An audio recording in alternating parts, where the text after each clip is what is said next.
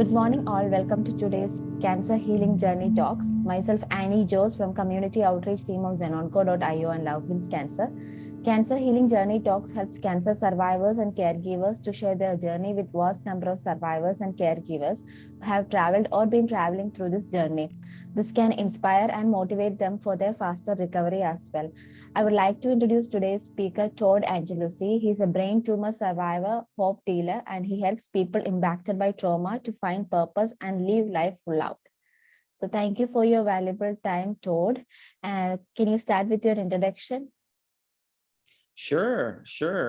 I'm now 50 years old. I'm a registered nurse. I'm also a health coach, and I help people that now have kind of gone through some traumatic experience and have, decided they wanted to kind of live life full out and kind of view this and as kind of a learning and a way to heal and grow. And I'm a brain tumor survivor, and that's my story. I'm an RN, and I work in I'm in the United States. So. Okay. So when you were diagnosed with the brain tumor, so what stage was it?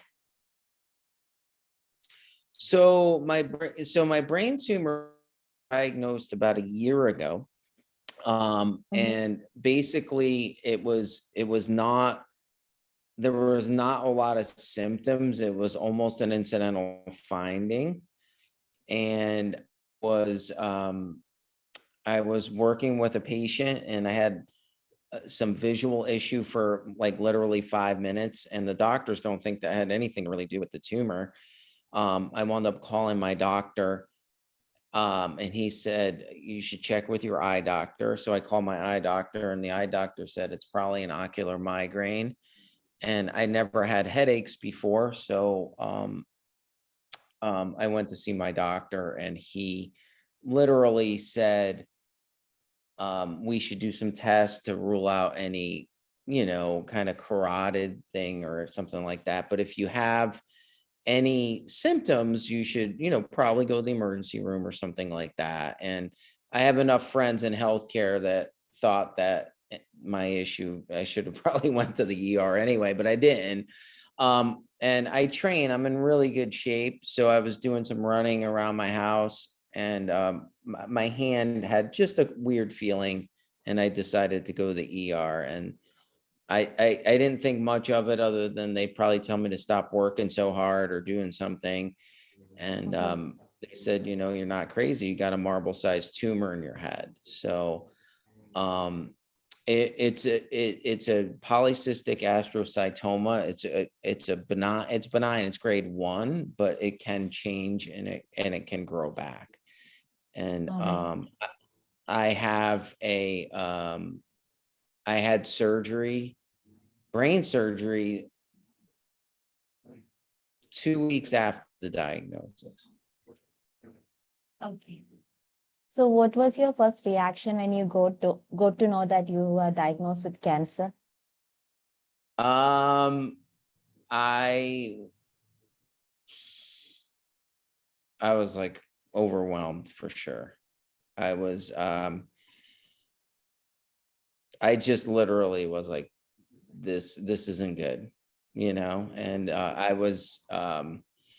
and I remember clearly the doctor in the ER and the nurse saying, I'm sorry, and that really was like, you kind of look at your life, and yeah, it was like somebody, kind of kicked me in the, in the gut, so that was my first reaction, for sure. So like, did you just underwent surgery, or did you go through any chemo or radio as well? No. So they didn't know what it was, for sure. And I was at a small hospital where I was diagnosed, and I decided I wanted to go to a larger. And I reached out to the chief of neurosurgery at a large facility here in my area. And he proceeded to say that, Todd, I don't know what it is, but it's got to come out.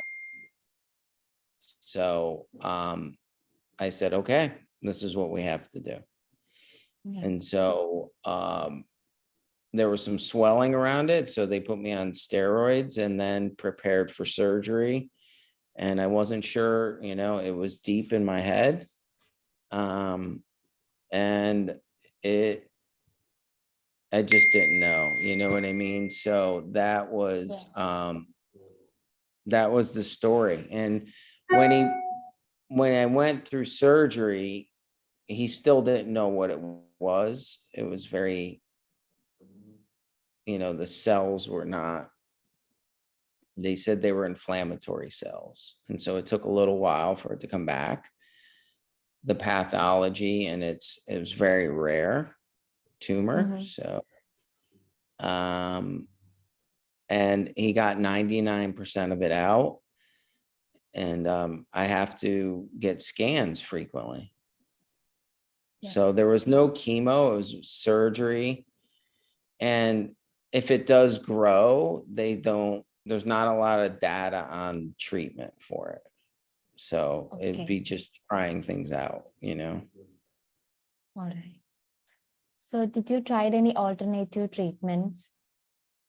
Like naturopathy, Ayurveda, any such sort of thing? That's a good question. So once the surgery was over, right, I made a decision. There's a few things that I've done, and that's one, as I eat very, very specifically. So I believe that the first base is nutrition for sure. So I do eat kind of a keto-like diet, ketogenic. And I think the biggest thing that I do is, I think the biggest part that I looked at was mindfulness, and stress reduction and all of that, because I think that alters the body chemistry for sure. Yeah.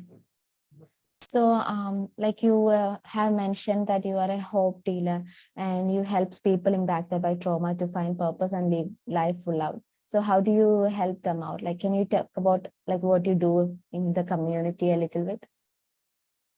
Yeah, for sure. So I think what I help people with is, at first they're overwhelmed, just like I was, you know what I mean? And really just coming to grips with and honoring where they're at for sure. And realizing that it's here to serve us in a way, even though we don't want to look at it, right? Like it's viewed as bad, but what's the message?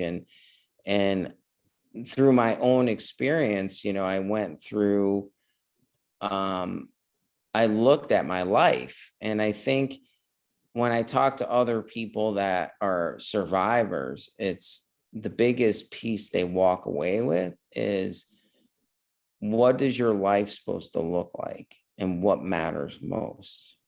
And one of the things was, it wasn't about money or anything like that. It was about our relationships with people and our experience and being and creating and just being with people. And whatever spiritual beliefs I think people have is like, are we doing our purpose here? And those were the things that came up for sure. So that's really a little bit about it. But I do think people need to, or what I did was look at some of the pieces that may be missing. And I think oftentimes people, or myself too, is we think we're healthy, but we're not. Right. So who was your support system throughout the treatment?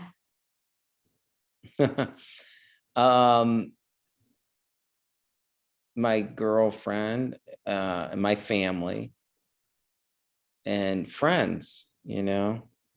And I think the biggest thing was like often surprised who reaches out when you share your story. So it's people, you know, there's really some kind people, you know. So how was like yourself is an RN, and I'm pretty sure that I'm not supposed to ask you this question, but still, how was your experience with the doctors and the medical staff who was working with you? That's a great question. So I work in healthcare, so I know, right, that it's difficult. Yeah. But I have to say, the neurosurgeon that I had was an amazing guy. Amazing guy. He was an amazing guy. Spent time. He was like, because when I first met him, I said, "This is hard." I said it 4 times, I remember, and with a few tears coming out. And he's like, I said, "It's just hard." And he's like, "I know." But I made it, you know, I just took action. I just did it. Yeah. But they were good. The healthcare, I have to say, I was surprised because I was expecting some challenges, but it was good. So what were the things that helped you and made you happy on this journey? Oh, I have to say, friends. Yeah. And also, honestly, like I started to join some Facebook groups, and some were harder to be in just because the stories were kind of really hard. But I'm in a couple groups that are just really amazing, and I try to help out as much as I can. You know, I had somebody from Australia has been reaching out, and her boyfriend is just went through brain surgery the other day. So that was it. And I started to realize what matters most. And I got a dog. All right. A dog was very helpful. So. Yeah. So other than nutrition, so did you make any lifestyle changes during the treatment and after the treatment as well? Like, do you go for a run or any such sort of things? Yeah, so I was very active before the surgery. So as much as they would allow me, I moved a lot. One of the biggest pieces that I had to change from a lifestyle was not to work like my life depended on it. Yeah. Does that make sense? And live like my life depended on it. That's the big piece, is because I think people, well, myself, we don't think we're going to die, but we're going to die. And so when you know you potentially can die, your life has a different meaning for sure. Okay, so how did you overcome your fears of treatment or any side effects which you had? So the worst thing I had, so good question. I had to face surgery, right? And I told myself a story that if the troops could go and fight in a war and get shot and all this stuff out in the dirty areas, I could get surgery in a clean hospital in the States. So that was the story I told myself. And I just said that was that. The side effects, the hardest thing I had was they had steroids for my brain swelling. And those were challenging. It caused, the physician thought I had steroid induced mania. So I started to, I was not able to spell words. I really had some challenges, and I thought it was my brain, but it wasn't. And I just felt really weird, and I just breathed through it. And I got off the medication.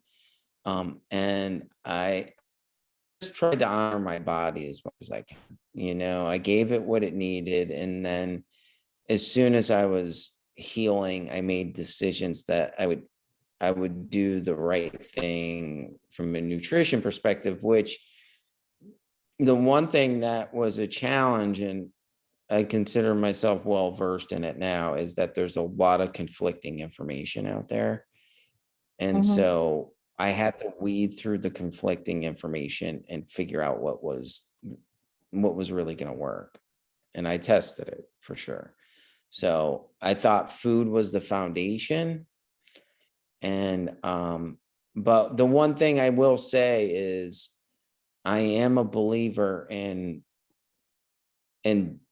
data and medical too. Like I am glad I listened to my doctor, but I also augmented it in a good way in health and lifestyle. Yeah. So I'm pretty sure that the cancer treatment or everything is really improved over US. But did you ever feel like they have stigmas going on around in United States as well? So About what? About cancer? Yeah, about cancer. So there are still stigmas going around, like regarding breast cancer and all those things. So, and people are not ready to talk about it. So do you think still it goes around in your place as well? I think there may be. I think I haven't really experienced much stigma personally. I think what I do think, though, is that people don't know until they're in it. Yeah. And so unless you're faced with it, it's hard. Some people can, and people that have a terminal or a diagnosis that's scary, because these are scary diagnoses, right?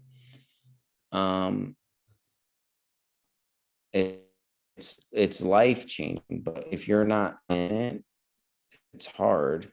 And I found that the people, or some of the people around me, there was a few that really could be empathetic and understand.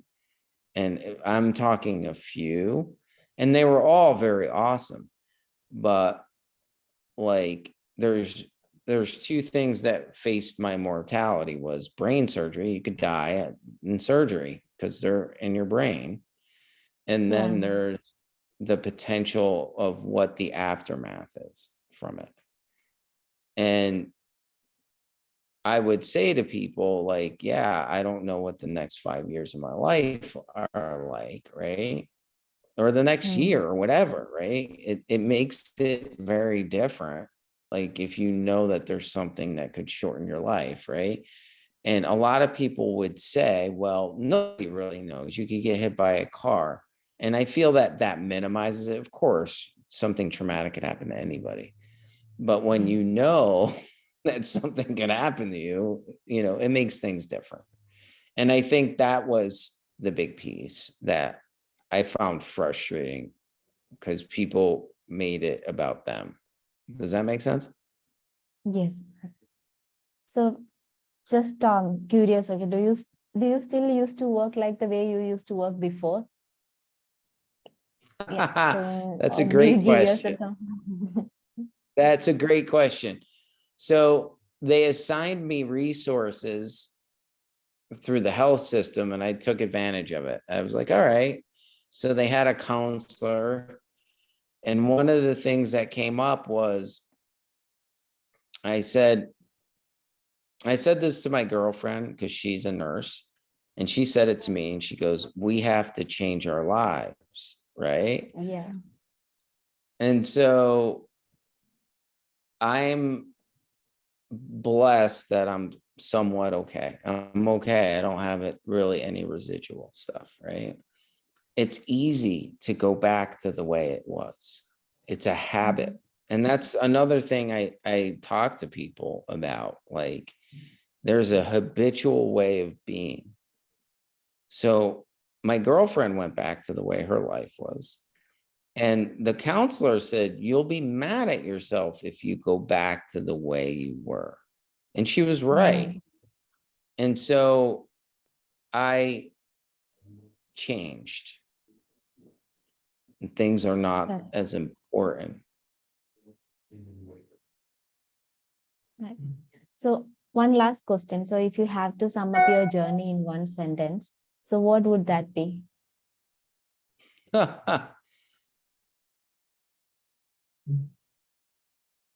The journey is here to teach me. Yeah. And to be connected to people, to help others, and live every moment on purpose with your life, not be busy.